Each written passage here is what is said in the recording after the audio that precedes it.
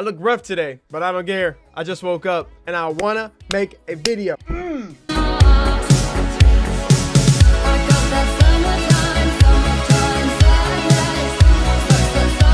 Energetic, enthusiastic.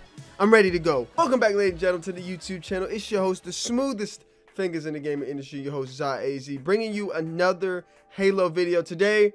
Yes, we're gonna be talking about that thing that you guys wanted me to talk about, or that thing, you know, that you've seen in the news that I kind of just wanted to stray away from because I know it's gonna be a juicy one. So today we're gonna be talking about Halo's delay of Forge mode and co-op.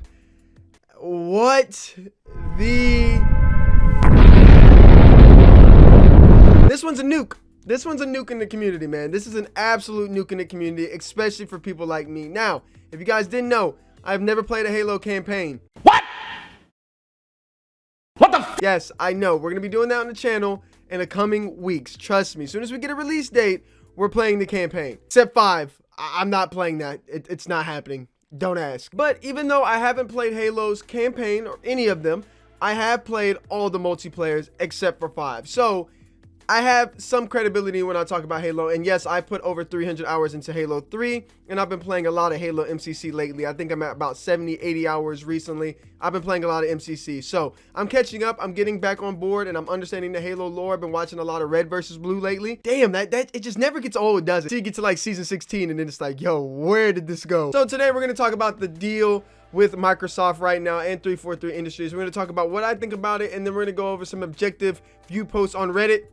I can't believe I just said that. I didn't think that they actually existed. You gotta take Reddit with a grain of salt, and by a grain of salt, I mean a very, very small grain of salt. So today we're gonna take a look at these things. We're gonna check them out, talk about what I feel about them, how I think about them. I don't really want to say what I feel because that's not important. It's what I think. As always, before we get into the video, just to let you know, hey, this is my opinion. This is my topic. This is my discussion. If you feel like you have something to input, you may be using another video because I want to do more discussions like this leading up to Halo Infinite. So leave your comments in the comment section below. Again, we're not a big channel over here, but we do what we must because Halo Infinite is to be the one that we trust. I literally only did that for the rhyme. I don't truly believe that. All right, so here's the YouTube video where they go into depth about exactly the delay on Halo Infinite. Right here, Joseph Staten essentially says, hey, it's being delayed. Forge and co-op need some more time to be worked on. We didn't expect for this to be this crazy. They go into the whole jab thing, the whole COVID situation, all that stuff, and talk about, hey, this is the reason why, which is totally understandable. Again, a lot of people are giving these guys hard and tough breaks for this stuff, but again, these guys have been working from home almost all of this year, and I'm pretty sure last year, or well, I know for last year and pretty much all of this year as well. They just got back into the studio and they showed some of that off, but here's the announcement that they went through and they talked about. I'm pretty sure if you guys are watching this video, you've seen this, but if you haven't, go ahead and click the link in the description below. Watch that video before watching this and you'll get the whole rundown of what happened. Now, moving on, Joseph Staten, after announcing this, went through a lot of criticism, as a lot of people would, and rightfully so. Co-op is a fundamental part of Halo, and Forge was instituted in Reach, I'm pretty sure, and in Reach there was a lot more developed in a lot smaller timetable that was done for Halo Reach, and a lot of people are upset about this. However, let me make this very clear that even though these things are cut from the game, this game is a lot different than the old games ever were. The old games were a lot more linear than this campaign is going to be. From everything that we've seen or everything that we've heard from the Halo Infinite campaign, which isn't much, it's been extremely about this open world or semi-open world style of game that Halo wants to introduce. Now, I've also covered the open world versus semi-open world thing that Halo Infinite pushed for back in a few videos ago. Again, I'll leave that link in the description below and you can check that out. However, I don't want to really harp on that right now because even though they claimed it to be open world, they're now saying it's semi-open world. So we're getting a lot of, I guess you could say, tit for tat. We just need some gameplay and actually see how the game's going to be running. I hope they do that at Gamescom, which is what we're looking forward to. But even with that being said, the old games were extremely linear. Now, again, I haven't played them, but I do understand what a Halo campaign is. I'm not oblivious to what happens in Halo campaigns. I may not have went through everything, but I honestly know what goes on. But the core fan base and the core belief of Halo has always been co-op, sit on the couch with your friends, and grind the co-op. I know that from like not even having to play the games. All my friends talked about Halo and playing the campaign together, and everybody I play MCC with, it's like, hey, do you want to play the campaign together? Or somebody's always inviting me, saying, hey, do you want to play the campaign together? I understand the co-op is a good thing. Now, personally, I like to make my first run through games by myself and solo. I like to grind them out by myself. However, I did have some initiatives, and I did have some, you know, I guess you would say a nudge to want to play co-op in Halo Infinite. Now, am I going to be playing this for the first 3 months? No, probably not. And obviously I can't play co-op regardless because it's going to be delayed for 3 months. However, I will say that a lot of people are upset about this, and I do sympathize with them, and I do empathize with them, because I understand that if they've been playing every Halo since these Halos honestly have come out, I could understand why they would be upset about these things. All right, so moving on, this Reddit post is one of the best Reddit posts that I've seen. It pretty much summarizes exactly what I feel like when developers go through things. I went through a lot of this with Cyberpunk 2077, and he does mention Cyberpunk right here. I don't agree with what he says about Cyberpunk in this, and it shows a lack of polish, can kill a game in a matter of days. I don't feel like Cyberpunk was heavily under polished. It just reminds me a lot of Skyrim, but again, we'll save that for another video. We've talked about that multiple times. But essentially in this Reddit post, he goes on to talk about how Halo 2 was cut to meet the unwinnable original launch. This game was heavily cut. There's a lot of things left out. So many things were cut out of Halo CE 2 and 3 that most of them even got recycled back into the MCC, if you guys aren't familiar with that. So there's a lot of things that they do cut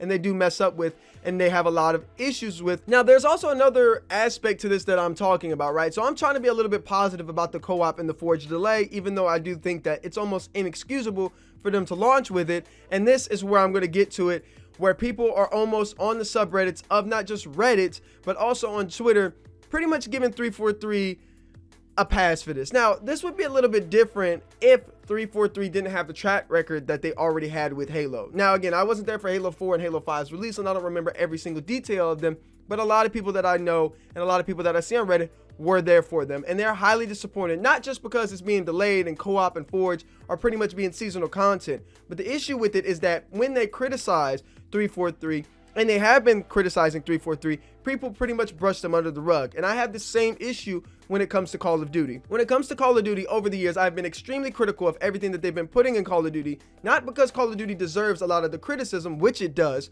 It's because Call of Duty set a standard that it's no longer living up to. Back in the Black Ops 1, Black Ops 2, Modern Warfare 1, Modern Warfare 2 days, we had this aspect of this is what constitutes as a Call of Duty game. This is what they're selling us for $60. Now, there were map packs and stuff added on, which we no longer have, which is a great feature. However, they're no longer giving us the finished product that they used to give us back when developing a game back then essentially was just as hard as it is now. Now, before you go into saying that, I'm going to understand these games are a lot more graphically, engines are probably different, a lot different things now that they were back then. But let me understand and let me bring this to your attention. Systems and all that stuff were harder to make back then because they didn't have the technology they have now. Things get better over time when it regards to technology, and we don't see that happening within the gaming industry with major platforms. Now, I'm not saying that people should rush games and put out games or put out anything that was acceptable back then.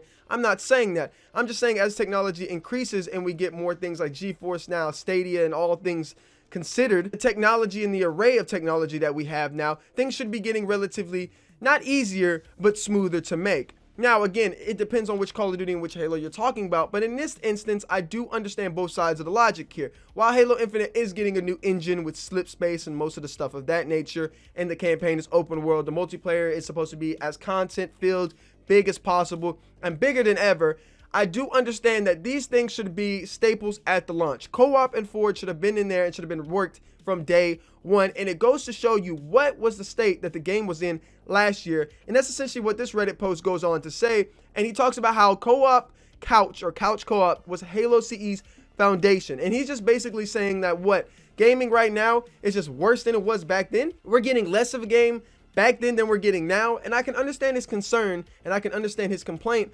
about this. You want to give us a $60, almost $70 game for less than what you gave us 10 years ago, and this isn't 343's first time doing this. They did this with Halo 4 and they did this with Halo 5, most recently Halo 5. And with Halo 5's release, they essentially just said, hey, we'll put in stuff in the game later, and this is exactly what Call of Duty does. They ship off with 6v6 maps, and then they say, hey, we'll give you the rest of the 6v6 maps later. Competitive isn't even fleshed out because of that notion. Now, I don't think Halo's going to be doing that with the map packs or with maps. I hope they don't have map packs.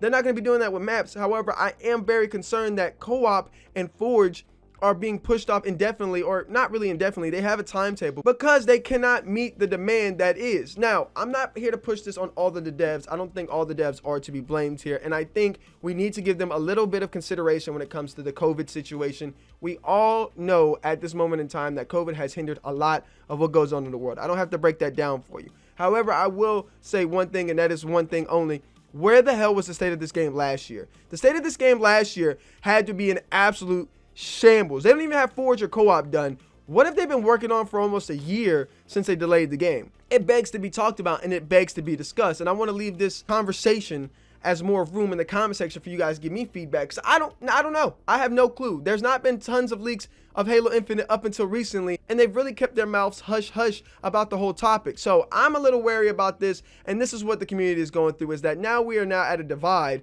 where the community is now like, should we trust, or should we get the game, or should we understand the game, or should we believe these people? And not only just these people, but some of the OG Halo devs like Joseph Staten and all those devs behind the scenes. What can we really trust here? What game are we getting? It's almost the end of August, and we've seen almost no campaign gameplay outside of that abysmal Craig gameplay we seen last year. While I'm not that big on hating it, I do understand it's not that great. Look, all in all, I understand the complaints and the frustration about this. Even though I don't really get into Forge and co-op that much, I do understand how vital Forge is to the Halo community, and I definitely understand how vital co-op is to the Halo community. It's disappointing, but a lot of games out there right now release with just a single player and just a multiplayer. And let's be honest with you guys, it's just the multiplayer that's free. We're getting the multiplayer literally free of charge, other than few battle passes here and there for different seasons. My big question here and my big gripe is, how are they going to sell us on a single player game like Halo Infinite at $60 without co-op? I don't see how that's going to happen when most of the Halo community expects co-op to be there. Now, again, games launch like this all the time, and Halo Infinite could be this robust, great multiplayer and single player campaign. It could be one of the best Halos of all time. I'm not saying that it's out the window yet. This just takes a major hit, because this should have been what should have been focused on the majority of the timetable that they were making Halo Infinite. Again, this game has been developed for roughly 6 years now. We're not really seeing too much improve from when we first heard the leaks and the rumors of Infinite, and we're not really seeing any gameplay of the campaign just yet, and it's already late August. They've been incredibly hush-hush about this. They haven't talked about much things. We're just now getting the flood of rumors and information coming in now, and it just really goes to say, where was the game at last year? And why was it even a scheduled timetable to release last year? That's a whole nother topic for a whole nother video, and I'll let you guys really assume and really, like I said, drop your comments in the description below, or the comment section below. Anyways, ladies and gentlemen, that's my take on it. Again, I'm concerned about the game. I've been concerned about the game, but I'm cautiously optimistic about the game, taking it one step at a time. Again, this doesn't really hurt somebody like me, as I didn't play Forge mode and I didn't play co-op, but I'm not completely just not empathizing or not sympathizing with some of you people out there, with most of you people out there in the Halo community. But again, it's just like, hey, if this game is going to be as big as it is, I can see why co-op would be hindered. But Forge mode is like, man, what? Anyways, let me know what you guys think in the comment section below. Do you agree with me? Do you disagree with me? As always, ladies and gentlemen, I appreciate you for coming to the video. Check out some of my other videos if you didn't at the end of this video. Much love to you. Bless up. As always, God bless. And I'll see you guys in the next Halo video.